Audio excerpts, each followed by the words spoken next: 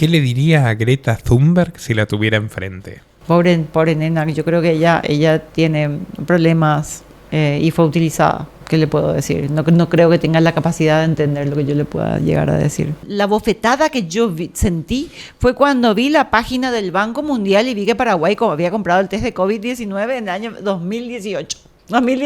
Claro, dice mucho eso. Y yo dije, en mi grupo de primos, de compañeros, ¿pero qué es esto? Ya nosotros compramos, hay un programa dentro del Banco Mundial que se llama de la pandemia que termina en el 2024. ¿Cuál es su perspectiva como productora ganadera del acuerdo entre el Mercosur y la Unión Europea? ¿Es, como dicen, una gran oportunidad o es una trampa? Es una enorme trampa, porque ellos tienen el principio precautorio, ellos tienen el sistema donde cada parte puede denunciar si ve una falla. Si alguien denuncia una carga, ellos incautan todo ese producto. Miren España, Felipe González, Aznar, Rajoy, Zapatero, todos multimillonarios, lobistas de gobiernos extranjeros y enemigos de España. Trabajan en corporaciones reguladas como Telefónica, los bancos y tal. Consiguen mansiones con crédito gratuito. ¿Qué, eso no es corrupción? Aquí las políticas que quieren cambiar mucho nuestra cultura no tienen cabida. Porque bueno, nos conocemos todos, nos respetamos, nosotros somos multiculturales desde el final de la guerra de la Triple Alianza,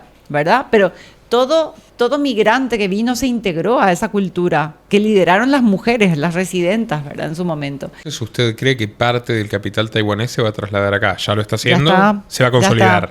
Sí, el petróleo paraguayo que no se explota pero se supone, y si uno explora la página de inversiones de Itaipú, uno va a ver que es capital, la mitad es capital del gobierno de Taiwán. En este momento comprar tierras, o sea, estos precios no consiguen fuera, sino más. Estos precios no hay afuera.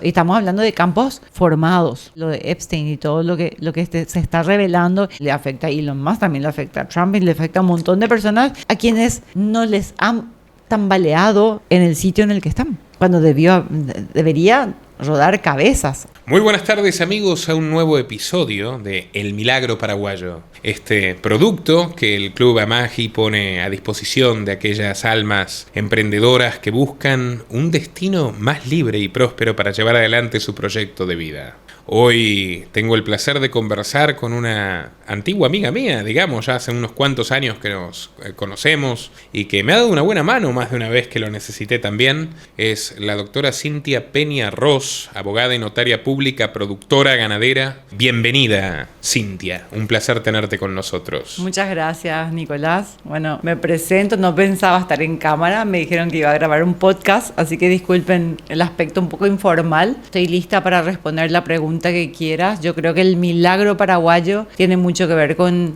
la herencia de lo que fuimos en el pasado, y eso logramos sostener y seguimos, digamos, defendiendo esa identidad. Nosotros nacimos con esa identidad, nacimos dos veces, nacimos con la independencia y nacimos después de la guerra de la Triple Alianza. ¿Cómo cree usted que se compuso esa identidad paraguaya que se mantuvo a lo largo del tiempo y que está exenta? Esto es un interrogante que a menudo abordo con varios invitados. Una identidad que está exenta de odio pese a la crueldad y la injusticia de la Triple Alianza. Bueno, en primer lugar, nosotros fuimos parte del imperio español, ¿verdad?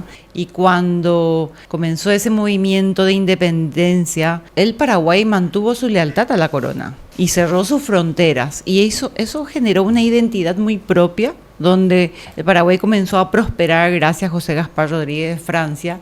No nos olvidemos la influencia de los jesuitas cuando se muda el límite del Tratado de Tordesillas por el Tratado de Madrid y comienzan las guerras guaraníticas, alentadas por los jesuitas. La primera guerrilla socialista de América del Sur. Así mismo, pero eso generó que el Paraguay tuviera su propio código de comunicación, que es el guaraní, la lengua guaraní, y le dio su identidad. Y luego de José Gaspar Rodríguez de Francia, con las políticas económicas de Carlos Antonio López, que aplicó las políticas de Colbert, que fue el asesor de Luis XIV, que convirtió a Francia en un imperio, en su momento, un imperio marítimo muy, muy, muy poderoso. Él imitó esas políticas y Paraguay comenzó a estar en su periodo de gloria, digamos, que yo creo que ahora tenemos la posibilidad de recuperar. Por supuesto, Francisco Solano López fue un gran estratega. un gran estratega, porque nosotros, siendo solamente 500.000 habitantes, peleamos contra casi 3 millones de soldados que vinieron a atacarnos, y la guerra se libró como ataques sorpresas. Y por eso duró tanto tiempo y no fuimos exterminados de entrada y de buenas a primeras. Y yo creo que esa lengua guaraní que nos dio identidad, que fue nuestro mecanismo y nuestro código de comunicación, heredaron las mujeres que sobrevivieron a la guerra y volvieron a hacer que el Paraguay nazca. Usted está estudiando una maestría en inteligencia artificial, ¿verdad? También. ¿Considera que el guaraní fue utilizado en las guerras de la historia del Paraguay como un recurso criptográfico? Yo creo que sí. Yo honestamente creo que sí. Es lo que se produce bajo un gobierno, bajo todo gobierno autocrático, se produce como esa red de comunicación, como que tienen códigos. Eso ocurrió también bajo el sometimiento de lo que fue la Unión Soviética. Ahora había una red de ayuda mutua y tenían un código de comunicación que hizo que ellos no perdieran su identidad, y hoy básicamente son el legado de lo que fue nuestra cultura cristiana, católica, con los valores Ellos conservan eso a pesar de que fueron los más atacados justamente en esos aspectos, ¿no?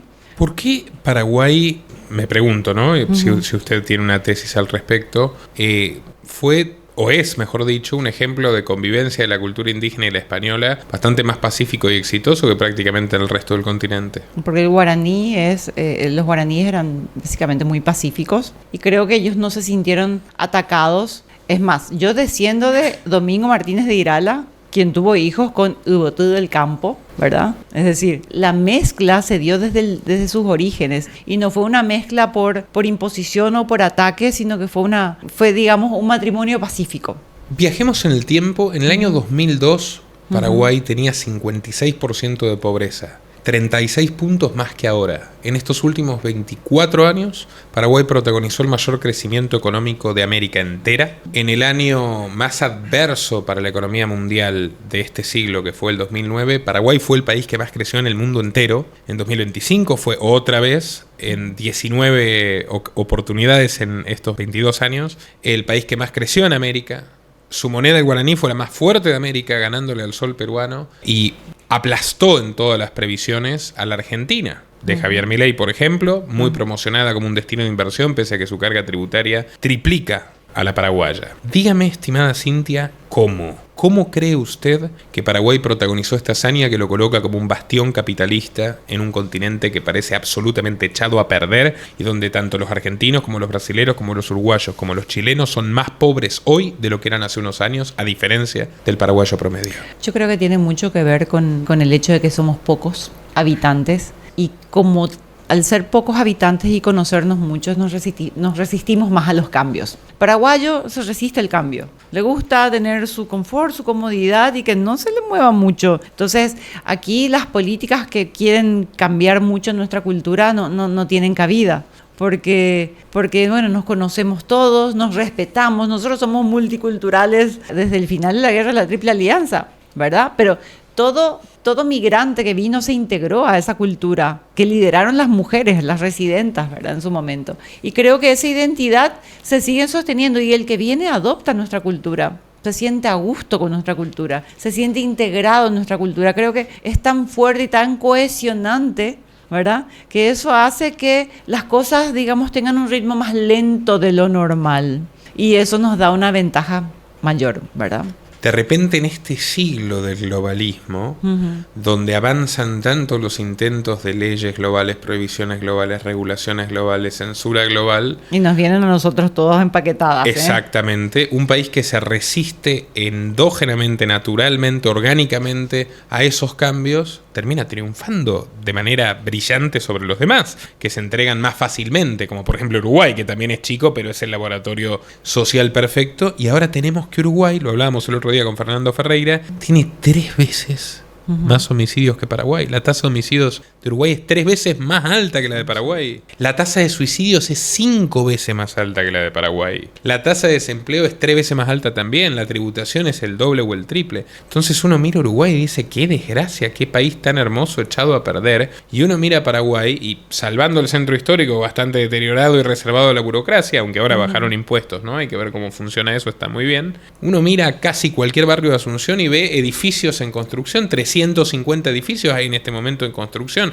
Un país que se va para arriba, que se multiplica, que tiene una población viva, o sea, crece económicamente, crece demográficamente, tiene una de las tasas de natalidad más altas del mundo, no tiene la ley del aborto, no tiene la ley trans, no tiene matrimonio igualitario, más allá de que yo no estoy en contra del matrimonio igualitario, no lo tiene. Entonces es como que es la gran esperanza demográfica de Sudamérica, la flor del pantano. Mucha gente me pregunta cómo van a ser los paraguayos para que no destruyan de nuevo su sueño. ¿Qué piensa usted? Hay muchos factores y me tocó muy de cerca analizar un nuevo tema que tenemos, que es el de la migración circulatoria con España, donde ellos van a venir a buscar mano de obra. No estamos hablando del plomero, del electricista, del constructor, del pintor, del soldador. Y eso va a generar mayor demanda de esas fuentes de trabajo y especialización en esas áreas. Y esos pequeños, digamos, esas pequeñas profesiones o profesiones menores generan un bienestar y ese bienestar hace que crezca la clase media y la clase media es el sostén de todo pueblo que progresa. Y esta es una sociedad eminentemente mesocrática. Mientras Argentina tiene, depende de las mediciones, 30 y pico, 40 y pico puntos de pobreza, misma cifra que México, menos o más o menos la misma que Colombia, Paraguay tiene 20. O sea, es increíble cómo ha reducido su pobreza con capitalismo y al mismo tiempo incluso en la proyección ascendente, yo la veo en datos como que es el país con mayor cantidad de estaciones de servicio por habitante del mundo.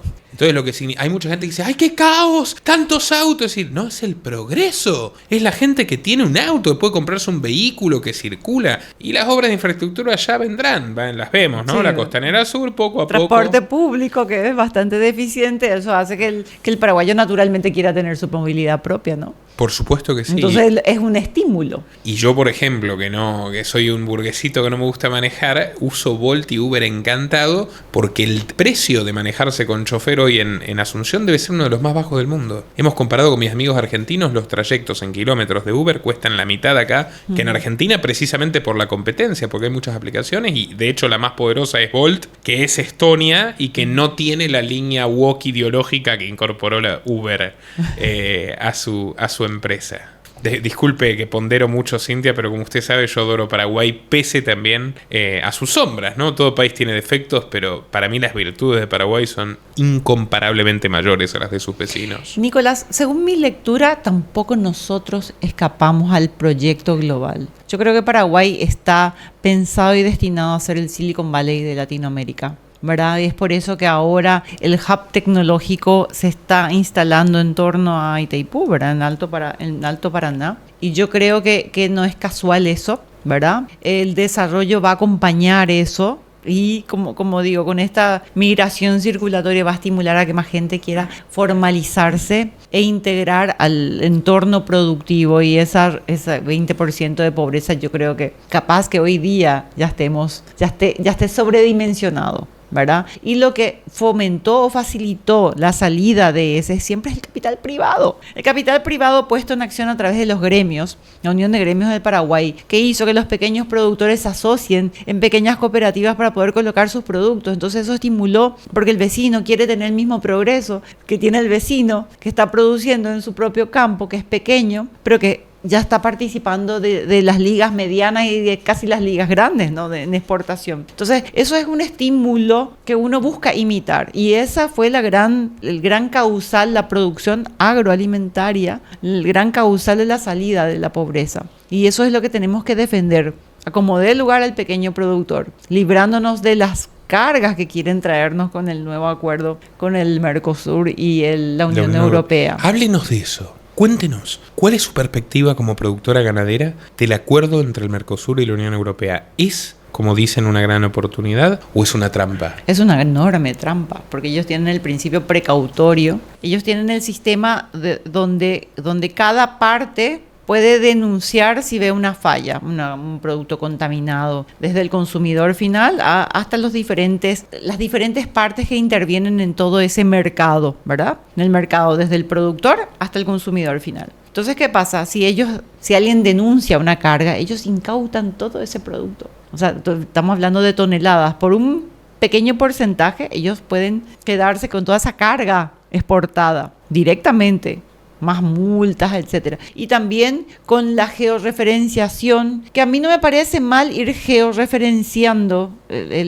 las propiedades, pero todo tiene que seguir un mecanismo, todo es progresivo. No nos pueden cargar un montón de burocracias y de requerimientos, y que sea voluntario. Y voy a hacer el paralelo con la producción ganadera. ¿Qué pasa? Para exportar a la Unión Europea, el que quería se sometía al CITRAP, ¿verdad? La trazabilidad privada, contrataba a un veterinario, sobre costos, buscando tener un precio preferencial, que nunca se dio. Pero bueno, cuando uno tiene el que tiene gran cantidad de ganado, entonces puede permitirse ese costo porque se diluye, pero el pequeño productor de ganado o el mediano productor de ganado, ese sobrecosto le perjudica. Entonces no hay un balance entre el costo de dar ese producto que exigen y el precio que pagan por ese producto. Y en Paraguay, con toda la resistencia que tuvimos, a pesar de que es parte del Mercosur, se generó un sistema de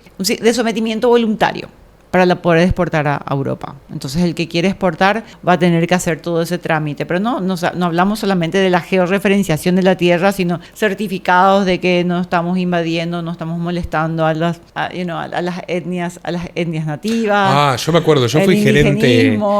Y que también todo lo que no haya habido ningún tipo de desforestación después del año 2020, que es el año límite. O sea, todo progreso o desarrollo que se haga desde ese año va a quedar como fuera del mercado. Va a quedar fuera del mercado.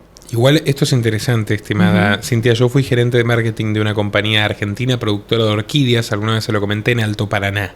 Sí. Tenía la mayor producción de orquídeas. Y de hecho ese negocio terminó mal justamente porque cuando subió Macri, la burocracia argentina les bloqueó la exportación. Pero esa era una unidad, realmente era una empresa mayor que es forestal hasta el día de hoy. Es una gran forestal de Alto Paraná, de eucaliptos. Y yo me acuerdo que ya esa forestal para exportar en el año 2014, antes de la Agenda 2030, que recuerdo que fue promulgada en el edificio Rockefeller por el Papa en el 2015, me acuerdo, tenían que meterle el sello FSC, Forest Stewardship Council, que era este tema de la madera, que no fueron maltratados los pueblos indígenas, bla, bla, bla, bla, bla. Y aún así, una empresa argentina con buenos técnicos y demás, la mayoría de ellos de hecho paraguayos, producía perfectamente, exportaba perfectamente y creo que lo sigue haciendo Europa. ¿Por qué? Porque los costos de un país con impuestos bajos y sin tantas cargas sindicales siempre son muy competitivos. ¿Por qué cree que Paraguay tiene un contraste tan grande a nivel impuestos con el resto de los vecinos? Porque Paraguay tiene un IVA del 10, un impuesto a la renta del 10, mientras Brasil, Uruguay, Argentina, el propio Chile se pueden ir hasta el 30, parten del IVA 16 Chile, 21 Argentina, 22 Uruguay, Brasil va variable del 17 al 25, una locura. Yo creo que en un principio esto surgió para poder regularizar porque había mucho mercado negro y tributación en negro. Eso era algo sumamente normal en Paraguay y el que verdaderamente pagaba sus impuestos era un pequeño porcentaje de la población. Súper sano y positivo. Y siempre disfrazado. Entonces con el 10-10-10 lo que se buscó es tratar de sanear todo eso, ¿ok? Y llamativamente, esa es una política que nos vino del Fondo Monetario Internacional, por supuesto, ¿verdad? Durante el gobierno de Nicanor Duarte Frutos, que sabemos que es de la línea socialista del Partido Colorado. Claro, eso es curioso, porque Nicanor Duarte Frutos era tremendamente zurdo para lo que era la diplomacia, amigo de Cristina, foto con Lula y con Chávez. Pero no te olvides quién fue presidenta del Banco Central del Paraguay. ¿Quién? Era ¿Cantero? Alguien que vino, paraguaya, Mónica Pérez, pero trabajaba para el Fondo Monetario Internacional. Bueno, pero el Fondo Monetario Internacional liquidó a medio planeta y en el caso de Paraguay le tiró un buen consejo. Es raro. Tiene sentido lo que usted dice, que le tiene aguardado un destino de... Exactamente. Nosotros tenemos, digamos, que un destino privilegiado por nuestra posición estratégica. Claro. Nosotros también somos un país mediterráneo como Bolivia, pero sin embargo tenemos un destino muy distinto, con los ríos, la mayor flota de barcazas, la mayor parte que vino de la Argentina, ¿sabes? Una de las mayores reservas de agua dulce del mundo. Sí, no. Porque nosotros somos el país de los ríos muertos. Tanto el río Paraná como el río Paraguay, que son nuestros ríos principales, nacen en Brasil. O sea, tienen su naciente en Brasil. Y sí, formamos parte del acuífero guaraní, y en el norte tenemos el acuífero de Grendahue, creo que se llama, Grendahue, que viene del deshielo de Bolivia, y que alimenta, por supuesto, la producción ganadera del Chaco central y del norte del Chaco paraguayo, que es un lugar fantástico para producir por su tierra fértil, su fósforo, que es casi imposible medir porque va más allá de las mediciones normales. Y bueno, y es altamente productivo a pesar de tener un régimen de lluvia de 700 milímetros anuales. Tenemos ahí un gran frigorífico, uno de los más grandes frigoríficos del país. ¿Cuál? Es el Frigochorti. El de los menonitas. El de los menonitas en Loma Plata, donde capos. no tienen agua subterránea, y gracias a colectar a que colectan esos 700 milímetros de lluvia anual, ¿verdad? De una manera eficiente pueden faenar la cantidad de animales que faenan, un animal requiere mínimo 3.000 litros de agua. Acaba de traer un dato prodigioso, que es, en Paraguay existe en el oeste, en el Chaco, una comunidad protestante, menonita, de las más independientes que hay en el mundo, a la que nadie ha molestado, y que ha desarrollado un entramado productivo de frigoríficos, de ganadería, etcétera, impresionante. Tienen unas ciudades súper limpias, y se ha integrado de manera bastante tranquila con los paraguayos, ¿verdad? Ellos huyeron en la Segunda Guerra Mundial, huyeron del régimen comunista, ¿verdad? Y se instalaron en el infierno verde, porque cuando ellos llegaron ahí no había nada de desarrollo, y realmente el Chaco es muy agresivo. Ellos no tenían agua, ellos tenían que colectar esa agua. Llamativamente, la colonia Neuland es muy particular porque fueron las mujeres las que levantaron esa colonia, y eran las que producían efectivamente el suelo, la tierra. Entonces, realmente la capacidad de resiliencia de esta gente hizo que ellos progresaran, y ellos no tienen agua bajo tierra, no tienen.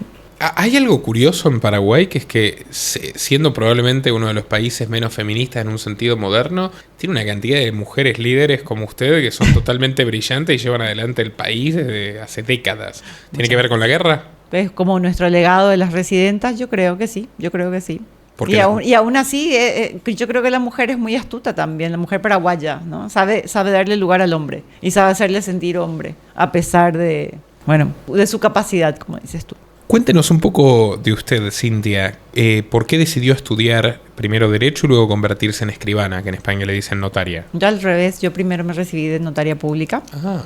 Y posteriormente me hice productora ganadera. Y bueno, en un momento dado surgió la oportunidad entre varios colegas de estudiar y formar y terminar de recibirnos de abogados. Y lo hicimos con varios colegas muy queridos míos, muy cercanos. Y yo creo que nunca me cansé de estudiar, a pesar de que me dediqué mayoritariamente al sector ganadero, al sector productivo, ¿verdad? Pero seguí haciendo diplomado en mediación y negociación, la parte de arbitraje y medios alternativos de resolución de conflicto. Participé de muchos foros, de cursos internacionales, en inglés, ¿verdad? Con la Universidad de Heidelberg. O sea, yo creo que nunca... No me diga. ¿Sí? Heidelberg, Alemania.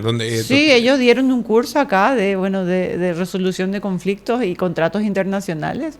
Muy interesante. Digamos que se formó un lindo grupo, muy integrado, de la mano del CEDEP, que es de quien conduce el CEDEP, es José Moreno Rufinelli, ¿verdad? Y fueron experiencias muy, muy interesantes. También estudié 2 años de administración agraria. Y como sabes, estando más en el sector productivo, ahora estoy haciendo una maestría en Derecho Agroalimentario con la Universidad de Salamanca. Y de la mano con eso y queriendo estar siempre innovando, estoy haciendo un curso de implementación de inteligencia artificial generativa en entornos profesionales con la Universidad de Navarra al mismo tiempo. Impresionante. Conoce... Es desafiante, estoy un poco cansada. Me imagino, Cintia. ¿Conoce tan interesante esta aplicación de derecho de inteligencia artificial? ¿Cómo se llama? Tengo que buscarlo. Pero bueno, el futuro inminente CEO del club, Ignacio Cortz, un gran amigo mío que trabaja en España como ejecutivo, me comentó que incluso hay software hoy para cualquier cuestión que tiene que ver con derecho internacional de inteligencia artificial de primer nivel. Claro, uno puede crear sus propios agentes Uno puede tener un secretario que se dedique a hacer tareas básicas, ¿verdad? Que es con la asistencia humana siempre. O sea, lo que hace la inteligencia artificial generativa es potenciar nuestra creatividad, bien manejada. Bien manejada. Por eso, nunca hay que perder la capacidad de seguir estudiando, de seguir formándose, porque nosotros tenemos que tener el control. Porque la velocidad que se van... O sea, nosotros estamos ante un nuevo paradigma. Nuevo paradigma. La inteligencia artificial viene a cambiar todo. Y está en nuestro poder, en nuestro espacio, el tener nosotros el control, ¿verdad? Y va a depender cómo educamos a la siguiente generación con estas herramientas. Dígame, estimada Cintia, sin caer en la tecnocracia, ¿eh? Por supuesto. ¿Qué aplicación piensa darle en sus negocios o aquí en el mercado paraguayo a estos conocimientos que está adquiriendo? Pues estoy seguro que mucha gente los va a querer demandar. La verdad es que este curso es como, digamos, algún curso básico para mí, para entender un poquito cómo funciona esto, y posteriormente yo quiero formarme más en ese área, ¿verdad? Como para entender mejor cómo aplicarlo. Realmente en este momento estoy en la segunda etapa del curso, la segunda semana, leyendo, entendiendo muchos de los procesos que forman parte de esta inteligencia artificial generativa, y me toca trabajar con algunas, como por ejemplo Notebook LM, que procesa. Buenísima, es buenísima. Me encanta, es la mejor. Me encanta. A pesar de que también inventa algunas cosas, uno le da, yo que creo muchos materiales, porque también estoy en la parte de asesoramiento en inversiones inmobiliarias, entonces creo algunas presentaciones de propiedades, sobre todo rurales, y a veces me pone imágenes inventadas. Sí. Me pone imágenes inventadas y pido que corrija y hay mucha resistencia. O sea, digamos que tiene que ir corrigiendo algunas cositas, pero la que me fascina hoy día es Cloud de Anthropic.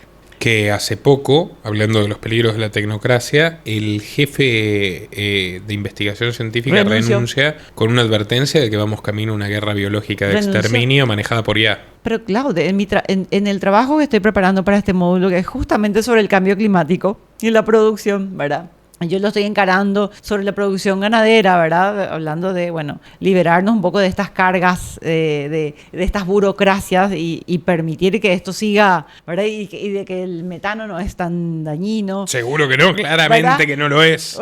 Pero la conjura yo tengo de Bill Gates. Tengo que hacerlo de una forma que sea académicamente aceptable. Y el consejo de Cloud, yo te quiero leer el consejo de Cloud, ¿puedo? Sí. Porque no, y es mucho más largo, pero... Esto es televisión, amigos. Pero el consejo... no es televisión, pero casi. El consejo de Cloud fue... Lefebvre se llama la IA jurídica, fundamentalmente española, muy buena. Se la recomiendo en algún momento si usted la quiere. Lefebvre. Se la voy a mandar nosotros con Cintia nos mandamos poemas y demás por WhatsApp. Somos gente muy culta, pero no es nada... hace una analogía que lo puse ahí en mi historia de Instagram, ¿verdad? Sí. Y me dice, analogía... Es como un soldado en territorio enemigo. Ahora estás infiltrado en universidad europea progresista. Misión, obtener título. Me dice Cloud. Dios mío. No reveles tu posición completa. Di lo mínimo necesario. Cumple misión y sal. Después, me diseñó todo. Ya tienes el título. Ahora puedes hablar libremente. Escribe lo que piensas. Defiende lo que creas. No pueden quitarte el título. 2. Después de aprobar la maestría, escribir un libro ensayo completo. El pequeño productor rural, última defensa de la civilización. Que es hacia donde yo quiero ir, ¿verdad? ¿Tengo para recomendarle? Pero sí. La recomendación del título. No, es... No, pero esto es un 1% de los consejos que me dio Claude, ¿verdad? Antiprogresista total, es increíble. No, es que captaron su espíritu. Si usted fuera progresista, le dirían lo contrario. Claro, pero es impresionante. Aprovechamos para decirle a la Universidad de Salamanca que los queremos mucho y que Cintia es una muy buena alumna, ¿eh? Especialmente reivindicamos a los escolásticos españoles como Juan de Mariana que pasaron por allí. Saludos. Ahora, realmente es impresionante. Cintia, la comprometo desde ya para que hagamos en algún momento un programa sobre el tema IA en los liberales. Y ahora volviendo... Pero esto es dentro del marco de la maestría en Derecho Agroalimentario, ¿verdad? Sí, de claro. Cambio climático, como el cambio climático y la producción ganadera. Eso va encarado mi trabajo, está todo terminado. Ahora yo le dije, pero acá no hablamos de esto que yo pedí que hablemos, que es del tema de los paneles solares en el Chaco.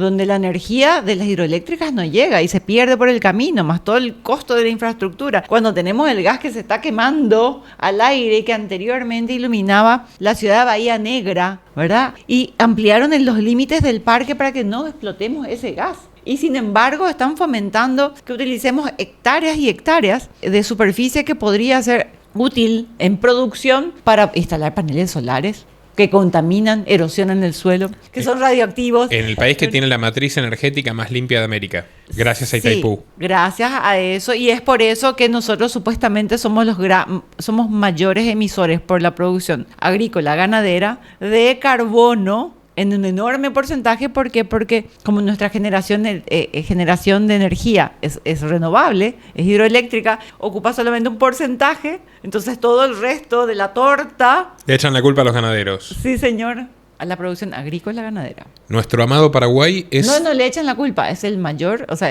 representa dentro de la torta la mayor emisión de nuestro país. Comprendo. Nuestro amado Paraguay es el tercer exportador ganadero del planeta. Así es. El tercer exportador ganadero del planeta. Y la mejor carne. Y honestamente, yo sigo siendo fan del grass-fed, del animal que come pasto, toma agua, tiene un sabor diferente. Y eso yo creo que todavía le imprime un sello especial a nuestra carne. Le voy a contar una anécdota que en mi primera etapa en Paraguay me comentó un ganadero que también es dueño de Casa Rosada, por cierto, Roberto, un tipo muy carismático, no sé por qué se enojó por una discusión de Facebook, pero encantado lo invitaría a conversar acá porque charlaba muy bien. Y él me contó que en el año 2006 el genio de Néstor Kirchner tuvo la brillante idea de prohibir la exportación de carne para bajar el precio del mercado doméstico a martillazos, ¿verdad? De acuerdo. Y entonces los ganaderos argentinos dijeron, bueno, ya lo último que faltaba era esto, nos pasamos a la soja y decidieron vender las vacas. Entonces, los ganaderos paraguayos... Los vientres. Claro. Compraron los mejores vientres argentinos y también contrataron a algunos de los mejores técnicos y finalmente Paraguay terminó, y hasta el día de hoy, ganándole mercados claves como Francia y Rusia a la Argentina. Y tiene, con una ingeniería que mezcla sangre cebuina para adaptarle al clima, corríjame si me equivoco, tiene la mejor carne de América. Así mismo.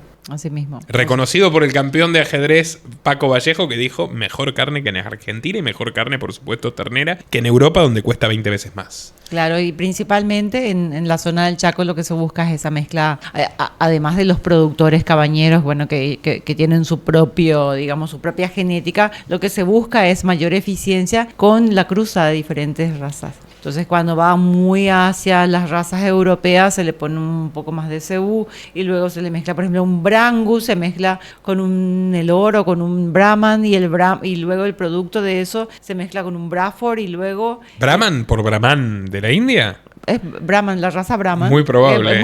Es una de las cebuinas, está la raza Brahman y la raza Nelor, ¿verdad? Pero van cruzando esa genética buscando siempre tener ese F1, ¿verdad? Ese que es el mayor rendimiento de carne por hectárea. Eso es lo que se busca. No el aspecto físico, si tiene cara blanca, lo importante es que tenga un buen marmolado y que tenga más que una hectárea produzca más cantidad de kilos. Ilustre de buena calidad. A este ignorante, ¿qué es un buen marmolado? El marmolado es el engrasado que se produce dentro de la carne. Una carne magra no es rica. Y una carne, depende de la cantidad de grasa inmersa entre esas células, hace que el asado sea más cremoso, más gustoso, más delicioso, ¿no? Definitivamente. Y aquel que es de confinamiento tiene un sabor diferente, no ataco en absoluto, o sea, tienen un buen sabor, pero yo prefiero la carne, el chaqueña principalmente. Qué bueno. Que es más grass-fed, ¿no? ¿Cómo entra usted al mundo de la ganadería? Casualmente me proponen un negocio, tenía yo algo de capital y compro 350 cabezas de ganado por $30,000 en Campo Menonita, pagando un arrendamiento mensual por cabeza de 10,000 guaraníes y empiezo a interiorizarme en el negocio, ir a vacunar, cómo se hace aquí, cómo se hace esto. ¿Y no sabía usted? No tenía idea. ¿Qué edad tenía? Tenía 32, 33 años. Ah, joven. No, pero mis padres tienen campo, o sea, mi papá vivía cuando eso y mi papá quería que yo entienda del negocio ganadero. Y esa fue mi gran aventura porque yo me fui al norte del Chaco, puntualmente a la colonia Neuland. Hasta ahora la familia donde yo tuve mi primer lote de ganado es muy amiga mía, muy cercana, les tengo mucho cariño, mucho afecto, y por eso yo sigo siendo productora de la región Boquerón. Qué increíble. O sea, yo me enamoré del Chaco Central, me enamoré. ¿Época? Mi familia tiene campo en el Bajo Chaco, pero yo me enamoré del Chaco Central. ¿En qué año? Fines de 2004 o 2003. ¿Cómo vio progresar Yo me levanté, era la ola donde el productor venía así y empieza, ¿verdad? Que seguramente tiene mucha relación con lo que pasaba en la Argentina en aquella época. Entonces empieza la producción y yo era como que yo estaba surfeando y surfeé hacia arriba. Qué bueno. Y luego ya tuve mi primer campito cerca de Neuland, que posteriormente vendí cuando Lugo subió al gobierno. Me asusté un poquito. No era un campo grande, tenía 1.875 hectáreas, pero amaba ese campo. El cura de los varios hijos, ¿no? El Claro. único presidente formalmente Entonces yo izquierdista. dije, voy a vender porque no sé a dónde nos vamos, ¿verdad? Tenía mucho miedo. Y así como cobré mis cheques de gerencia, aterricé en Miami, abrí cuenta ya. Entiendo. ¿Verdad? Tenía muchísimo miedo, de verdad tenía muchísimo miedo. Y bueno, fueron diferentes experiencias, pero no dejé de producir en el Chaco. Busqué, bueno, seguí integrándome a la parte de arrendamiento, capitalización y bueno, y otra vez tengo un campo arrendado por hace 17 años y en el 2030, en el año mágico, termina mi contrato de 20 años. Pero bueno, estoy todavía en la producción. Dígame, estimada Cintia, bueno, al final yo entiendo perfecto porque seguramente hubiera hecho lo mismo siendo usted, pero Lugo llegó al poder y no logró torcer el destino del milagro paraguayo, ni siquiera lo intentó, mantuvo al ministro de Nicanor, Dionisio Borda, a los 3 años lo echaron a patadas y le había recomendado Camilo Soares, que entiendo que ahora es mercenario de Horacio Cartes, curiosamente, le había recomendado Camilo Soares que ponga planes sociales, ¿no? Como en la Argentina, para tener una muchedumbre leal que lo defienda, y Lugo no lo hizo porque Borda lo amenazó con renunciar, no puso los planes sociales y a los 3 años efectivamente lo sacaron, y bien sacado del poder, y Paraguay se salvó de esa amenaza socialista. ¿Es correcto esto?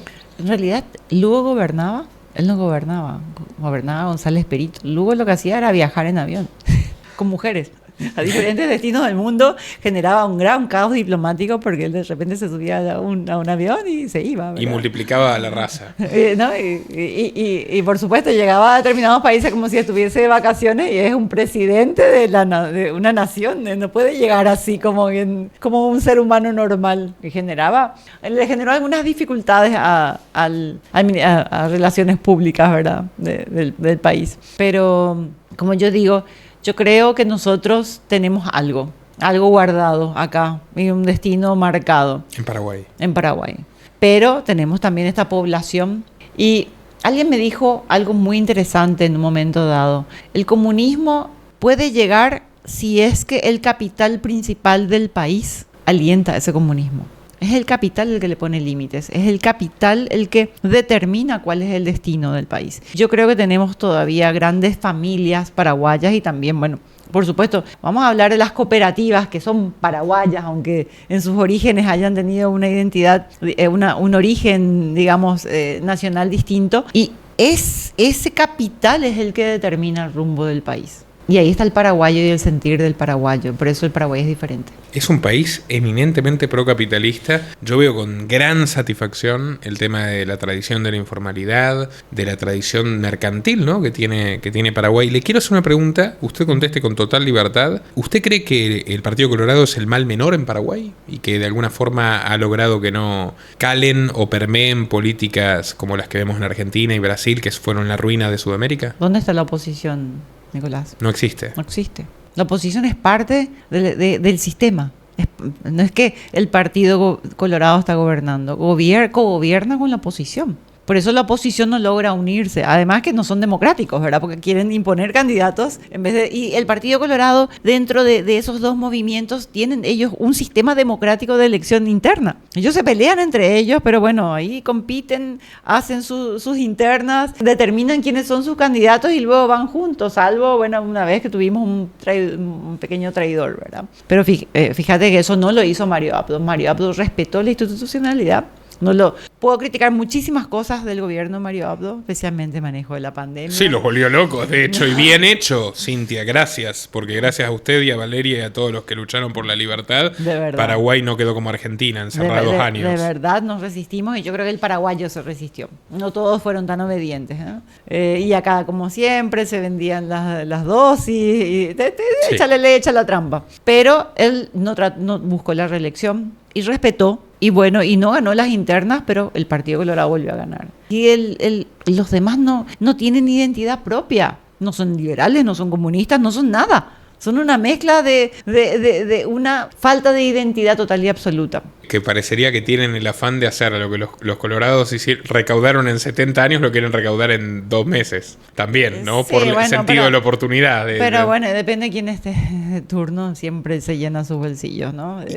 La corrupción no cambia, pero la corrupción está alentada y protegida también por el sector privado, que es parte de la rosca. Pero al fin y al cabo lo que importa es una corrupción barata y accesible, ¿no? Porque si no, miren España. Felipe González, Aznar, Rajoy y Zapatero, todos multimillonarios, lobistas de gobiernos extranjeros y enemigos de España, trabajan en corporaciones reguladas como Telefónica, los bancos y tal, consiguen mansiones con crédito gratuito. ¿Que eso no es corrupción? Son 10 veces más corruptos que los políticos latinoamericanos. Es que no hay ninguna diferencia, la corrupción es mundial, es global. Yo creo que el que verdaderamente no va a responder a determinado sistema no llega. No, sin duda. No lo dejan llegar. Sin duda. Y bueno, y volvemos también a ese capital es el que maneja la conducción del destino del país, ¿no? En parte Paraguay es un país administrado por sus propios dueños y eso es bueno, ¿no le parece? Sí, por supuesto. Y esperemos que la generación sepa mantener ese legado, la generación que nos sigue, ¿no? Noto gente muy preparada, o sea, porque a primera impresión uno no escucha voces paraguayas en los medios españoles, ni argentinos, ni mexicanos, por una cuestión de prepotencia demográfica. Pero uno vive acá y pasan los años y va conociendo gente y dice, acá hay mucha gente muy inteligente y muy preparada en todas las generaciones, incluyendo 30 años, 25 de años, 40 años, incluyendo 50. En todas las generaciones hay paraguayos muy, muy, muy preparados. ¿Usted cree que vendría bien también sumar extranjeros que contribuyan, digamos, a esa consolidación de llamémosle un estamento de la sociedad de gente que piense y que comparta valores de libertad para que se conserve este statu quo? Vuelvo a reiterar nuestra historia. Nosotros somos un país multicultural. Extranjero que viene, extranjero que se integra. Nosotros permanentemente, basta ver los apellidos.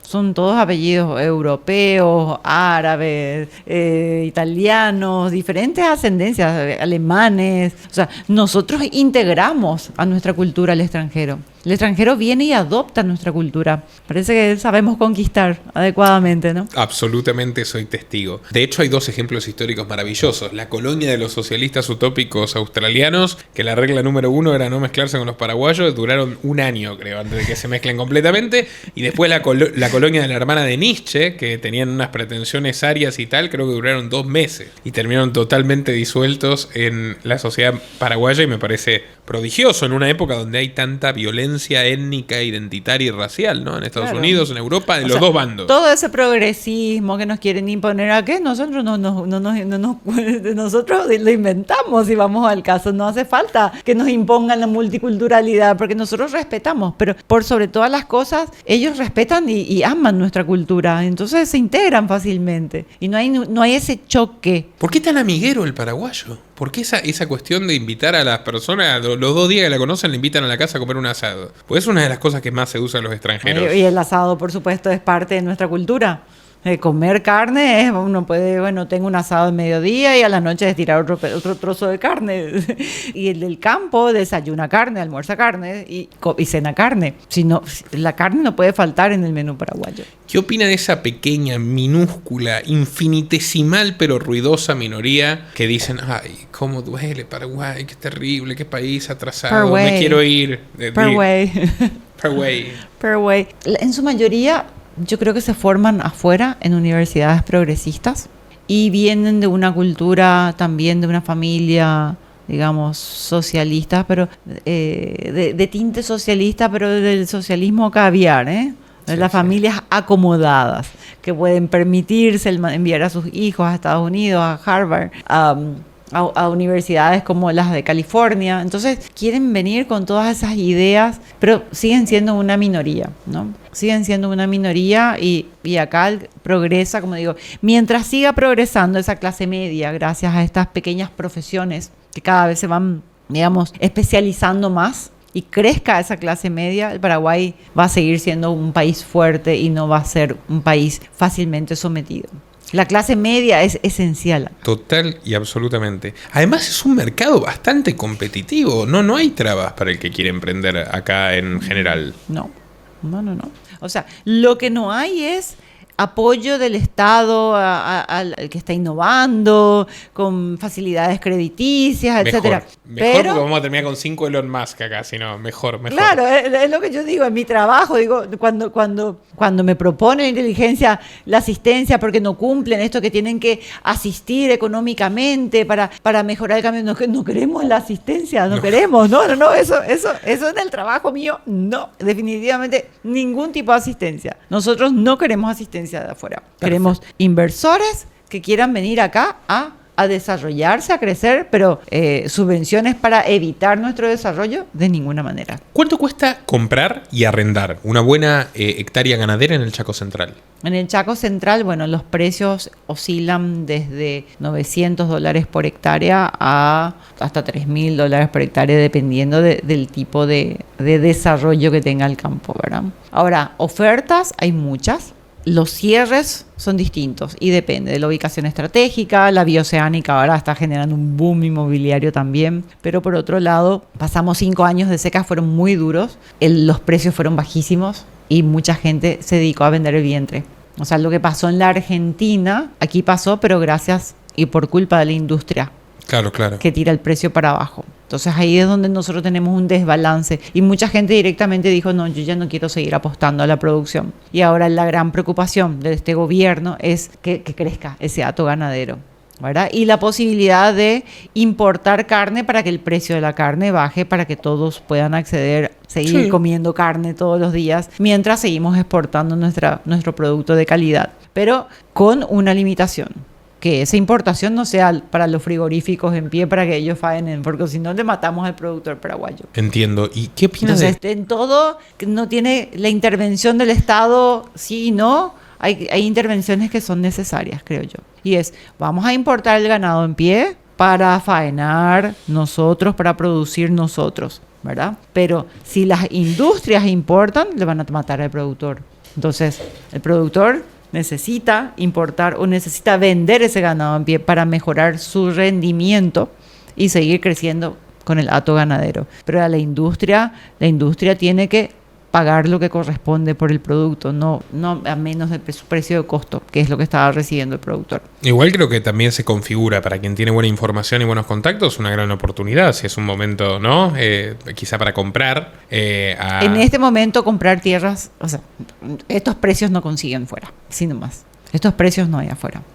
Y estamos hablando de campos formados. Con todo lo que uno solo necesitan un capitalista y una visión de futuro. Sepan todos los miembros del Club Amagi que de acá del estudio de grabación nos vamos derecho a conversar con Cintia porque queremos definitivamente tenerla dentro para los interesados en ganadería, por supuesto que sí. Bruce y Mariela son una pareja que se conoció en Nueva York, como si fuera una película de Woody Allen. Trabajaron duro y con mucho esfuerzo compraron 3 propiedades para tener un retiro apacible. Las alquilaban por Airbnb, todo iba muy bien, hasta la Local Law 18 de 2022 que aniquiló al sector. Prohibido el alquiler turístico, de facto. Con los $2.500 del plan de pensiones de Bruce no les alcanza para nada. Y además, el comunista Mamdani que ganó las elecciones los amenaza con un hachazo tributario por su patrimonio, por más que ahora por culpa del Estado está ocioso. Mariela se lo cuenta preocupada a su hermano Antonio, que está pensando en cerrar su tienda en California. Desde que los fiscales financiados por George Soros despenalizaron los robos menores, ha sufrido 10 17 asaltos. El último fue violento, pero le tiene todavía más temor al adoctrinamiento. Ha tenido que cambiar a su hija de escuela después de que su mejor amiga tenga complicaciones, tras una cirugía de cambio de género inducida por profesores progresistas. Todo esto podría parecerle una broma a Eduardo en México, que es arquitecto pero tuvo que irse del negocio luego de que unos burócratas morenistas le hicieran la vida imposible, luchando contra la gentrificación y deteniendo el proyecto donde invirtió todo su esfuerzo. No quiere volver al norte con su familia, porque si allí no pagas un tributo a los narcos, estás frito. Algo similar le ocurre a Claudia en la Argentina, que le entrega el 70% de la renta del campo que heredó de su familia al Estado, pese a que Milei le había prometido una libertad que no ve por ningún lado, pagando por la leche, unos jeans Levi's o un termo Stanley, lo que sus amigos en Estados Unidos. Y todo esto porque no está en España y es varón, como Jaime, que con 40 años ya ha tenido 3 denuncias falsas, obviamente ninguna condena, pero ha pasado 3 noches en el calabozo y lo que no perdió en el divorcio se lo va a quitar Hacienda, temiendo además que la casa que le dejaron sus padres sea ocupada y la pierda para siempre, mientras ahorra para poder pagar lo que el Estado pretende cobrarle para venderla, más de la mitad de su valor. Para todos ustedes, amigos, existe una solución. No es masiva, no es barata, pero puede permitirte ganar muchísima calidad de vida en una tierra estable, libre y accesible, pero solo podrás invertir aquí con alguien de confianza. Por todo eso, si te interesa, regístrate en clubamagi.org. Tenemos cupos limitados y aprovecha que aún puedes votar con los pies y salvar tu patrimonio, a tu familia y tu dignidad humana. Puedes adquirir más información uniéndote en patreon.com/Nicolás Moraz, es gratis, y luego adquiriendo una videollamada conmigo en nuestra tienda oficial. ¡Te espero! Cuéntenos, estimada Cintia, me interesa una cuestión que a la audiencia en general le suscita mucho interés. Paraguay es el país con la mayor cantidad de población no vacunada contra el COVID de Sudamérica. Habla mucho de la libertad. O sea, no podemos meternos en los detalles técnicos del producto en sí, pero sí podemos hablar de la libertad, de la defensa de la soberanía individual de las personas. ¿Cómo fue esa lucha? Porque usted, Valeria Infran, Margarita Rolón, Viviana, su programa Despiertamente, hicieron muchísimo, soy testigo de ello. Yo besé suelo paraguayo cuando logré regresar a Paraguay en 2021 y aquí había libertad absoluta comparado con la Argentina, donde uno para ir a comprar al supermercado tenía que mostrar su documento y había controles policiales en las calles y gente que terminaba sospechosamente muerta en comisarías. O sea, yo vi la libertad de Paraguay, que era la Alemania occidental, y yo era el tipo que escapaba de la Alemania comunista en la época del muro de Berlín. Así que primero, gracias por la lucha que dieron y qué bueno que tuvieron éxito, y segundo, ¿cómo fue? Cuéntenos. Mi experiencia particular es, bueno, cuando saltó el tema de la pandemia, yo sí, por supuesto, pensé que era un ataque biológico para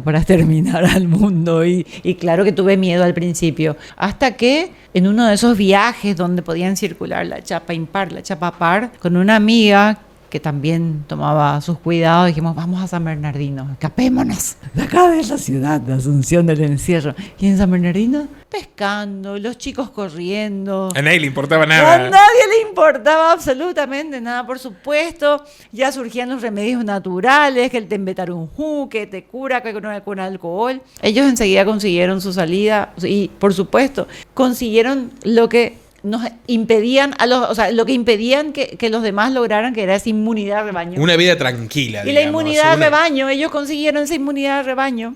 Entonces, cuando vimos esa realidad, ahí, no, acá vamos a dejarnos de la tontera, ¿verdad? Y luego yo me meto, digamos, al deep web. Y ahí dije yo, bueno, voy a empezar a investigar Twitter, porque la había escuchado a la doctora Chinda Brandolino, pero no le entendí. O sea, yo no tenía idea. Que estuvo sentada ahí mismo. Hace poco la entrevistamos a Chinda, que vino a Paraguay. Sí. Y una vez que usted descubre todo esto, ¿cómo deciden dar la lucha? A mí el golpe, la bofetada que yo sentí fue cuando vi la página del Banco Mundial y vi que Paraguay había comprado el test de COVID-19 en el año 2018. Claro, dice mucho eso. Y yo dije, mi grupo de primos, de compañeros, ¿pero qué es esto? Ya nosotros compramos, hay un programa dentro del Banco Mundial que se llama de la pandemia que termina en el 2024. Y nosotros ya compramos el test de COVID que se vendieron y se distribuyó en los países 2017 y 2018. Estaba en su página oficial. Y obviamente me Y imagino Paraguay que llegó estaba- mucha gente que le y dijo, usted está Paraguay loca. A Paraguay le tocó en el 2018. Ya teníamos el kit del test del COVID, que yo creo que fue la manera en que diseminaron este arma, porque finalmente fue un arma biológica. La atacaron O sea, seguramente a muchos, mí, ¿no? A mí no me inventen que el COVID no existió. El COVID sí existió. Claro que Fue sí. una arma biológica y la fueron transformando y la liquidaron y lo sacaron. Se fue transformando con sus diferentes, ¿cómo se llamaban? Variantes, cepas. Variantes, cepas, pero la liquidaron con el Omicron. El Omicron fue un arma biológica que terminó de quitar todo el rastro de lo que fue el arma biológica original. Ahora, ¿cómo usted libra la lucha en un país donde seguramente, como en todas partes vimos, la resistencia de la élite mediática académica que decía no, y hacía bandera de un discurso único global? Pero acá no caló y ellos perdieron contra nosotros. O sea, perdió el mainstream contra la mirada independiente. Y vuelvo a decirte, se limitó a la clase más pudiente, más domesticada en el cerebro. Ese fue el tipo social que cayó en la trampa. Pero lo hicieron voluntariamente y allá ellos, ¿no? Claro. El punto es que no lograron obligar, quisieron, pero no lograron obligarnos. Quisieron, porque la mayoría no era de ese tipo, de esa clase, y se resistían. ¿Cuánto duró el programa Despiertamente? Despiertamente tuvo su etapa y duró, creo que, hasta las últimas elecciones. Y luego, bueno, por diferentes razones, siempre nos vemos, nos encontramos, ¿verdad? Pero bueno, esa lucha terminó. Y bueno, y ahora estamos en otra etapa. Nuestra etapa no era nuestro rol ser influencer o hacer podcast o hacer programas. Simplemente queríamos llegar con un mensaje. Creo que el mensaje llegó. Creo que de alguna forma muchas personas se despertaron gracias a eso. Y bueno, y seguimos en lo nuestro, cada quien en lo suyo. Yo sigo formándome, los demás siguen trabajando, siempre despiertos, siempre en alerta, ¿verdad? Por supuesto, siempre informados, pero yo creo que la gente se terminó dando cuenta y se terminó despertando. Y dijeron, bueno, es cierto lo que decíamos. Definitivamente. Y por otra parte, le quiero preguntar cuáles son las mayores amenazas que usted observa en el horizonte para la libertad y la prosperidad de Paraguay. Mientras siga creciendo esa clase media, estamos bien. Porque esa clase media es el muro contra el que choca todas las políticas globalistas. Por eso que no nos vengan con certificaciones que maten al pequeño productor o al mediano productor y que sigamos fomentando este profesionismo, alentando a que más gente quiera trabajar y quiera prosperar y quiera salir adelante. Y te digo, hoy día los ingenieros electricistas compran 2, 3 propiedades. O sea, y circulan bien y viven bien. ¿Por qué? Porque ganan bien, porque tienen fuente de trabajo. En este país hay fuente de trabajo para todos ellos. Entonces, mientras eso siga creciendo, y luego también es promocionar un poquito, que es algo que yo que lo quiero plantear en no sé si para mi trabajo o para un libro posteriormente, promocionar un poco lo inverso a lo que la historia genera, que es la migración del campo a las urbes. Es promocionar la migración de las urbes hacia el campo. Usted me lee la mente porque yo le iba a preguntar, justamente me acordé de su casa de descanso en San Bernardino, qué bonito que es. ¿Qué opciones tiene la persona que quiere vivir en Paraguay, en el campo, pero conectado a la ciudad con ciertos servicios, cerca relativamente? ¿Qué opciones ve para esas personas, para esa migración de quien quiere más verde a su alrededor? Porque tenemos muchas personas en esa línea en el Club Amaggi. Claro, bueno, están, por supuesto, San Bernardino es una villa veraniega. Ahora Areguá, que estuvo un poco atrasada, se va a ver potenciada con la nueva ruta. O sea, la ampliación de la ruta que va en torno a la salida de Luque hacia Areguá y va a girar alrededor del lago para conectar mejor San Bernardino, va a hacer que todo eso siga creciendo, y ahí se pueden conseguir granjas preciosas de 5 hectáreas, 10 hectáreas, 20 hectáreas. Y algo que está comenzando a demandarse mucho es la producción ovina, y no requiere mucha superficie, simplemente un buen manejo para producir ovejas, para el que quiere producir ovejas, y el que simplemente quiere vivir y tener una vaquita que le dé leche y tener alguna gallina para tener su huevo casero y le gusta vivir afuera, tiene hoy con las conexiones, y gracias a Dios se está invirtiendo mucho en conexiones, en vías, en caminos. Hoy día tenemos todo cerca y podemos también tener esa producción saludable. Y si se asocian en comunidades, ¿por qué no? Las comunidades, que vuelvo a decir, ¿qué es lo que sacó de la pobreza al Paraguay? ¿Por qué se redujo tanto? ¿No? Es porque sí, pero están sus propiedades siguen siendo privadas, su producción sigue siendo propia, pero tienen cooperativas donde traen esa innovación tecnológica, hasta el tractor, está la maquinaria, etcétera, ¿verdad? Y bueno, también reciben, por supuesto, el crédito para poder comprar las semillas, y también nosotros alentamos mucho la producción de nuestra semilla propia, no ¿verdad? Me diga. Con Invío, sí. ¿En serio? Invío tiene un gran centro de producción de semillas ahora se instalaron en la zona de Misiones y Itapúa, básicamente. Espectacular. Después tenemos Maspar. Sojapar el INTA se quedó con Sojapar. ¿Qué es INTA? Instituto Tecnológico. Sí, es del Estado que trabajaba con Invío. Ellos crearon Sojapar, que es nuestra semilla, nuestra patente, pero no fomentan que el productor plante Sojapar. O sea, seguimos comprándole a Cargill. A Monsanto, me imagino. Claro, por supuesto. Cuando tenemos o sea, lo que falta acá es alentar un poquito más a esa producción, a esa semilla que nos da nuestra autonomía. Que le vendría bien a Paraguay, pues cuarto productor de soja del mundo. Y Maspar es maíz. El maíz Maspar también no es de Invío, pero Maspar también es nuestro maíz nacional. O sea, tenemos producción y también creo que tenemos el sésamo y, bueno, varias semillas de las cuales debemos sentirnos orgullosos, ¿verdad? Por ser grandes exportadores, y deberíamos enfocarnos más en cultivar ese tipo de productos, nuestro producto, el que nos da nuestra independencia. Y es que la verdad, bastante bien le va a venir a Paraguay. ¿Cómo lee la relación con Brasil? Yo, mire, no voy a ser yo el que introduzca ningún tipo de fobia a ningún extranjero, pero cuando me enteré que Lula quería prohibir las armas en Paraguay, me cayó muy mal, como tirador que soy. Y finalmente no lo logró, pero sí metieron algunas restricciones, finalmente no funcionaron al tema de las municiones. Pero noto como que ahí está una especie de hermano mayor castrador que utiliza a Paraguay como una vía de escape a su propia distopía delirante. Vemos muchísimos empresarios brasileños que por fortuna eligen Paraguay para prosperar. A veces Paraguay es el mayor exportador de café del mundo, aunque los campos de café no están a la vista. Pero tenemos Catuete, tenemos cultivo de café así mismo. Sabe a lo que me refiero, sí, ¿no? Que los brasileros buscan escapar de la Matrix acá. Pero después lo veo a Lula, claro, incómodo y queriendo mandar de alguna forma. Y también el tema del espionaje en Itaipú, etcétera. ¿Cómo lee esa relación con Brasil? Bueno, Lula no es un mal que no va a durar mucho tiempo. Sí me preocupa más Mouraes. Claro.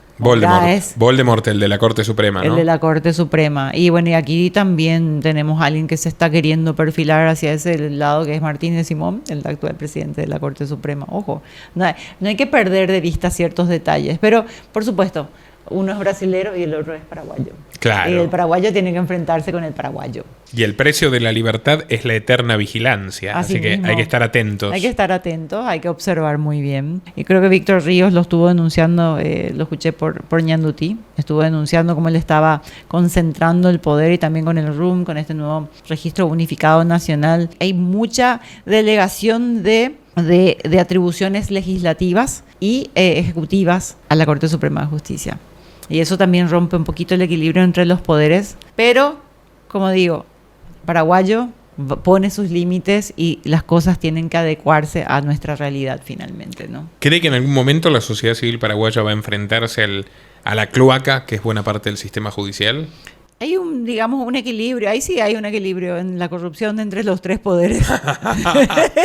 Yo creo que se equilibra, y gracias al Poder Judicial que lo sostiene. Entonces, no sé yo de qué manera puede sanearse. Yo creo que con buenos jueces, con una nueva generación de profesionales del derecho, eso puede llegar a sanearse. Y, por supuesto, medios alternativos de resolución de conflictos. Me encanta escuchar eso. Le recomiendo mucho el libro. Bueno, para eso voy a tener que traer 4. Así le regalo usted al doctor Melgarejo, a distintas personas, que le quiero dar Justicia sin Estado, de Bruce Benson, que dice cuántos instrumentos jurídicos privados probados por la historia, arbitraje a la cabeza, pero muchísimos, han funcionado. Claro. Pero para eso está el profesional notario público, no nos olvidemos. ¿Qué hace el notario público? Previene el conflicto. Entonces, un contrato bien redactado evita el conflicto. Entonces tienen que escoger bien a su profesional y a su asesor, por supuesto, para evitar tener que entrar en ese campo. Y por supuesto, una buena negociación también evita entrar en esa maraña de la corrupción. Ahora el Poder Judicial va a recibir muchos recursos, espero que realmente sea para sanear íntegramente su institución. Y bueno, y por supuesto el mecanismo de selección de jueces, de funcionarios, esa carrera tiene que venir de gente gente nueva que se está formando. No en la corrupción, sino en tratar de cambiar las cosas y cambiar el rumbo. Yo creo que las generaciones cambian. Y vuelvo a decir, es el poder económico el que le pone límite a la corrupción, es el poder económico el que le pone límite a las ideologías. Y dentro del poder económico, nuestro bloque, que es la clase media, ¿no? La que tenemos que defender y fomentar. Y por supuesto nuestra moneda. Nuestra moneda, que el paraguayo todavía quiere el efectivo. Sí. Entonces es muy difícil que acá quieran imponernos la moneda digital. Y a mí me encanta la unidad de fomento que tiene Chile, que hizo que sea un país, ¿verdad? Prácticamente desarrollado gracias a esa unidad de fomento. Basado en su producción, yo creo que nosotros no tenemos esa unidad de fomento, pero las políticas del Banco Central siempre se mantuvieron bastante estables. Y creo que ajustado a nuestra realidad, ¿verdad? Ajustado a nuestra realidad. Y bueno, ya hemos visto que por más que han invertido ONGs y grandes capitales en tratar de incendiar el país, nunca lo lograron. Por suerte. Nunca lo lograron. No hay saqueos en Paraguay. Cosa que sí hay en Chile, que no solamente hubo saqueos, molotovs, asesinatos, vandalismo y tal. Arruinaron el país, tomaron el gobierno, metieron 20 puntos de inflación donde antes había 3. Ya tenía muchas cosas Chile, ¿no? O sea, tiene un fisco que es de terror bastante peor que el paraguayo. Pero como usted dice, acá no. Acá no hubo saqueos. No hubo protestas violentas masivas. Hubo un episodio ahí como prendieron fuego el Congreso y evitaron la reelección y todo lo demás, pero no hubo gran violencia ni asesinatos. Y bueno, esa vez que quemaron también Colorado Droga, ¿verdad? Que fue un ataque. Sí. Un ataque programado. Pero no fue muy violento. No, pero quemaron. Pudieron haber asesinado personas. Es cierto. Y sí, fueron perseguidos los responsables. Pero nada parecido a las protestas que hubo en Chile, Perú, Ecuador, Bolivia, Argentina misma, ¿no? En absoluto. Y vuelvo a decir, el paraguayo es pacífico. Ese es el punto, la paz social. El paraguayo es pacífico y bueno, y no caigamos en el error, y eso aprendí del profesor Alexis López Tapia, ¿verdad? La campana de Gauss.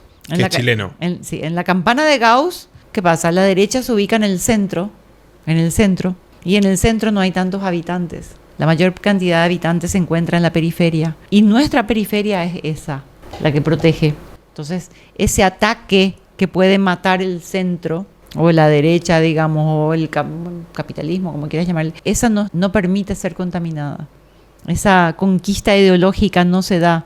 Porque el paraguayo, naturalmente, se resiste a los cambios, en primer lugar. Es muy hospitalario, pero es muy desconfiado también. Y es muy astuto.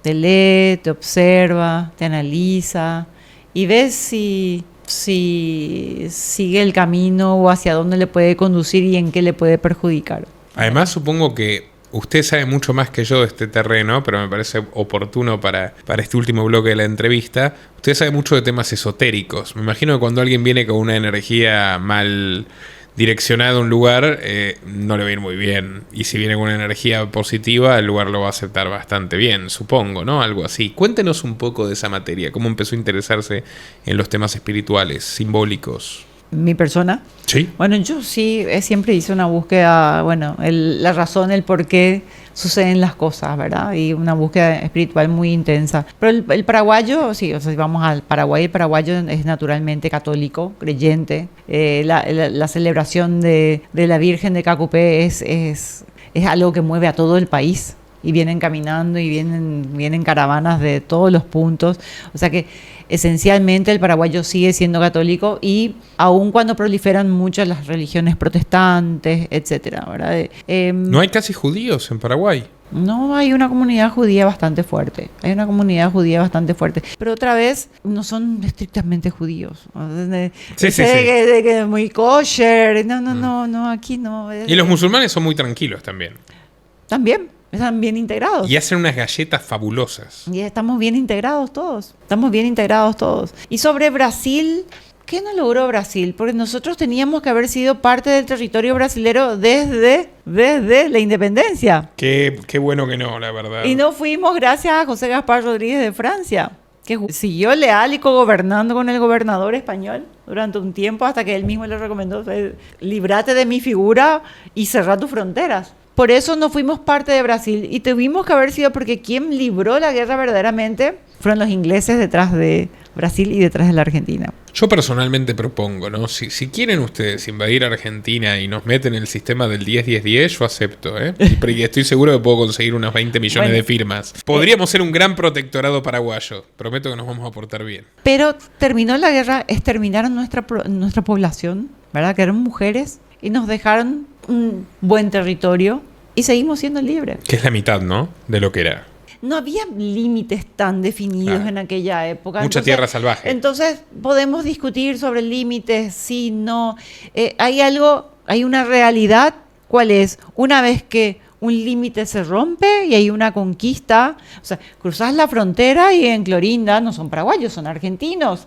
¿Y cuál es la diferencia? Un trazado en una calle, como entre Pedro Juan y Pontaponá. Perdón, pero le voy a decir una cosa. La diferencia hoy entre Clorinda y Asunción es la diferencia entre, no sé, la parte más linda de Nueva York y la parte más fea de Puerto Príncipe, Haití. A la identidad que está al otro lado de una calle, ¿verdad? Por más que haya una cierta integración, hay una identidad nacional y eso forma parte de una conciencia colectiva, creo yo, ¿no? Sí. Si vamos un poco a lo esotérico. O sea, hay una conciencia colectiva, así como la psicosis de masa, que fue lo que pasó con la pandemia, porque el mass formation, esa mentalidad turba, fue lo que hizo que la gente, digamos, incluso atropelle a otras personas, ¿verdad? Las denuncien, padres, hijos, familias, y ocurrió en muchos países, ¿verdad? Del mundo, no tanto en Paraguay. En Paraguay fuimos más respetuosos, pues te digo, esa identidad que tenemos. Pero es esa conciencia colectiva, esa conciencia de pertenencia. Entonces, hoy día, ¿qué vamos a reclamar? Que nuestra frontera iba hasta el río Bermejo, pero si son argentinos los que están ahí, porque tienen esa conciencia de pertenencia a esa nación.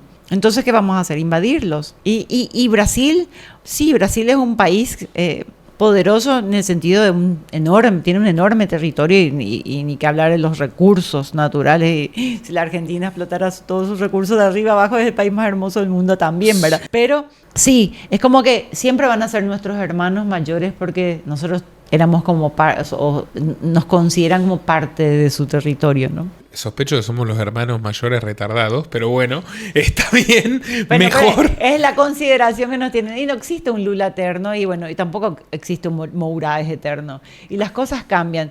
Y vuelvo a decir, el rumbo de la historia va a cambiar hacia donde el capital conduzca. Y estamos ante un nuevo paradigma. Y ese paradigma es el de la inteligencia artificial. Por eso yo quiero entender la inteligencia artificial y ver cómo opera. ¿Por qué? Porque o nos viene algo bien tecnocrático, de sometimiento total, o aprendemos a controlarlo nosotros, con herramientas, con conocimientos. Y le sacamos un gran partido. Y le sacamos un enorme partido porque gracias a la inteligencia artificial la creatividad tiene muchísimo mayor potencial. Usted sabe más que yo de inteligencia artificial, por más que esté en esta etapa, como dijo, preparatoria. Sí, muy preparatoria.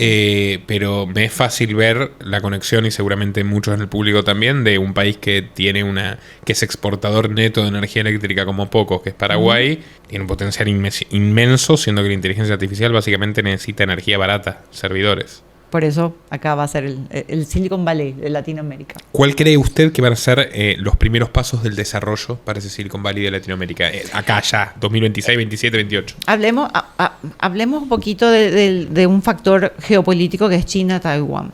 Sí, ahí va a haber una anexión pacífica. Y ese capital, yo creo que está encarado, digamos, está aterrizando en este país. ¿El taiwanés? Paraguay es el gran aliado de Taiwán en el mundo. Es el gran aliado de Taiwán. O sea, yo creo que Taiwán se instala en Paraguay, pero no Taiwán como país, sino estamos hablando, creo que pertenecen a la descendencia de lo que fueron. El Kuomintang, los últimos chinos que combatieron el comunismo, que de hecho el mayor sitio de asilo de chinos que huyeron de la dictadura de Mao es Paraguay, en el mundo entero. Así mismo. Y es el gran aliado, es el número uno, muy, muy por encima de Estados Unidos, en términos de reconocer a Taiwán, para empezar. Y sabemos que ellos son los grandes productores de semiconductores, de los cuales el 80-90% de sus componentes son chinos. ¿Y usted cree que van a relocalizar en Paraguay? Lo están haciendo. ¿Sí? Te vuelvo a decir, se instalaron ya. en Alto Paraná. Entonces, ahí va a haber una anexión pacífica y la anexión pacífica se va a dar con un cambio de régimen, va a haber un referéndum, una suerte de votación, ellos no van a tener ningún problema y no se va a disparar ni una sola bala en esta nueva reestructuración de multipolaridad que se está dando entre Rusia, China y Estados Unidos. Ellos están distribuyendo el mundo de alguna forma. Y entonces, ¿usted cree que parte del capital taiwanés se va a trasladar acá? ¿Ya lo está haciendo? ¿Se va a consolidar? Sí, el petróleo paraguayo que no se explota, pero se supone, y si uno explora la página de inversiones de Itaipú, uno va a ver que es capital, la mitad es capital del gobierno de Taiwán y la otra mitad de una empresa inglesa. Y están en la etapa del farm out, que quiere decir están comprando tierras para poder llevar adelante la explotación del petróleo, que está al otro lado de la frontera, explotan porque nosotros no vamos a disfrutar la misma beta, ¿no? Ilústreme nuevamente. Usted mencionó al comienzo de esta entrevista la riqueza del fósforo. ¿Qué virtud otorga el fósforo al suelo? El fósforo le da fertilidad y un animal que nace en un entorno donde hay mucho fósforo tiene unos huesos muy diferentes, bien grandes, ¿no? Y si comparamos con las regiones más pobres en cuanto a fertilidad de suelo, bueno, vemos ese hueso finito, ese animal más raquítico. Y la diferencia entre desmamantar un animal de 140 kilos y desmamantar un animal de 250 kilos, yo creo que ahí está. La terminación del animal es distinto, pero hoy día el Chaco se está moviendo mucho hacia la producción agrícola. O sea, la soja tiene un rendimiento fabuloso. Están aprovechando esa ventana de lluvia y están haciendo ese cambio de cultivo porque una pastura implantada que captura carbono, con todo el cuento del cambio climático, se degrada naturalmente. ¿Por qué? Porque el suelo se va erosionando y va perdiendo esa fertilidad. Y con el cambio de uso de suelo a la parte agrícola, al plantar soja, le estamos proveyendo nitrógeno natural. Entonces la fertilidad del suelo se levanta y se puede ir haciendo esa rotación fácilmente. Y después está el mung, que es el porotito con el que se hace brote de soja. Entonces, que no es soja, es mung. Entonces, cosechás la soja y plantás mung. Y tenés dos productos diferentes que están aportando nitrógeno natural al suelo. ¿Qué le diría a Greta Thunberg si la tuviera enfrente? Pobre nena, yo creo que ella tiene problemas y fue utilizada. ¿Qué le puedo decir? No creo que tenga la capacidad de entender lo que yo le pueda llegar a decir. Es más, yo creo que me crucé con ella en Melbourne. Cuando estuve hace un tiempo y me pasó así. Yo dije, ella Greta.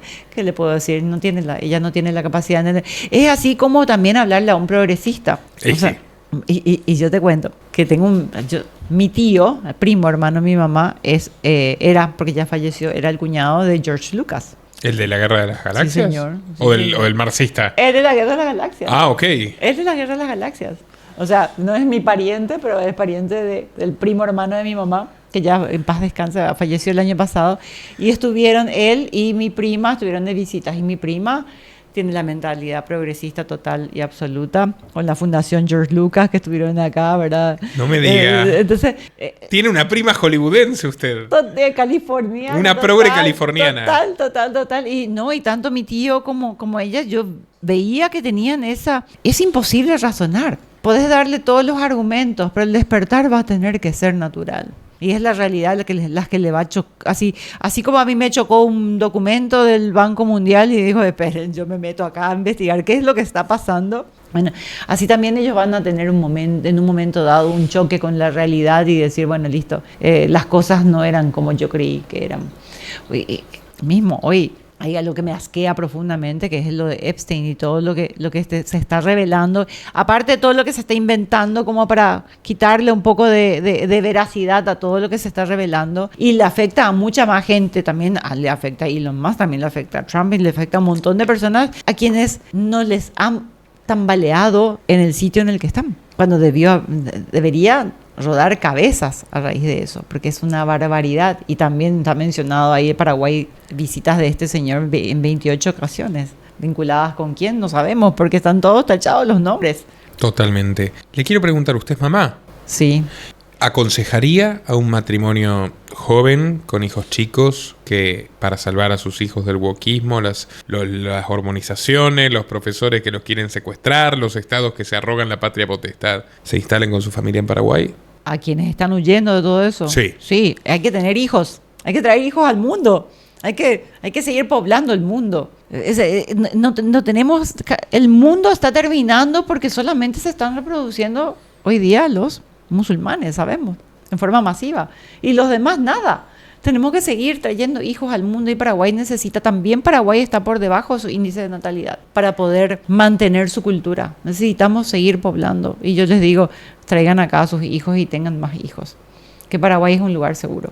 Y para las personas que están de vuelta y de repente dicen, bueno, tengo 60 años, trabajé toda mi vida y ahora viene Mamdani en Nueva York y me quiere sacar la mitad de lo que tengo. O me lo quiere sacar Macron, o me lo quiere sacar Pedro Sánchez, o me lo quiere sacar Starmer, que además me quiere meter preso por tuitear. ¿Cree que Paraguay es un buen lugar para esa gente que de repente tiene 200, 300 mil dólares en el banco y quiere vivir una buena madurez, un buen otoño de sus días? Claro, puede invertir en campo ajeno, en ganado, por ejemplo, ganado ovino, una pequeña granja y tener calidad de vida hasta su muerte. Claro, ¿por qué no? ¿Dónde la pueden Tenemos seguir? suficiente territorio porque somos pocos. Seguimos siendo pocos. Es verdad, ¿no? ¿Qué? 7 millones. 7 millones. 7 millones, bueno, según el censo, pero bueno. También tierra muy fértil para la agricultura, hay que decirlo, en Alto Paraná, ¿no? Total, y hoy día con la tecnología toda tierra es fértil. ¿Cuáles son las mejores tecnologías, ya a nivel mundial, desde su punto de vista, las mejores tecnologías que se introdujeron en la producción ganadera y agrícola en los últimos años? Bueno, la parte genética es fundamental.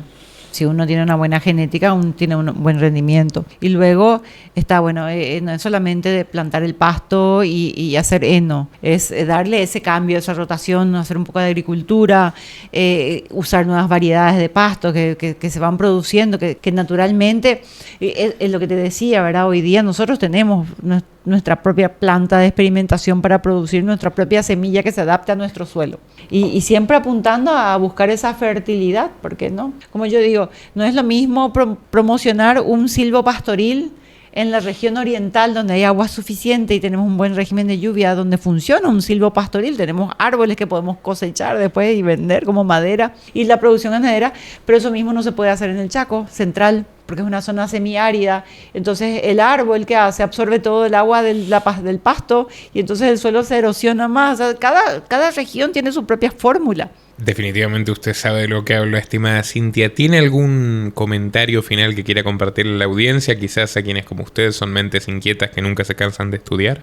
Sí, quien va a venir acá tiene que hacerse asesorar correctamente, ¿verdad? Es importantísimo para que, el paraguayo también tiene sus vueltas. Entonces hay que buscar buenos asesores, hay que buscar buenos profesionales y aterrizar correctamente. Muchísimas gracias, Cintia Peña Ross. Clubamagi.org existe precisamente para quienes quieren un destino más libre y más próspero aquí en Paraguay. Gracias por seguirnos en El Milagro Paraguayo y además a quienes compartan sus valores e inquietudes. Los invito, por supuesto, a difundirles este canal que no está pensado para la masividad, sino para la gente que piensa y sabe qué hacer con su patrimonio y con su libertad, que es el tesoro más valioso. Hasta la próxima.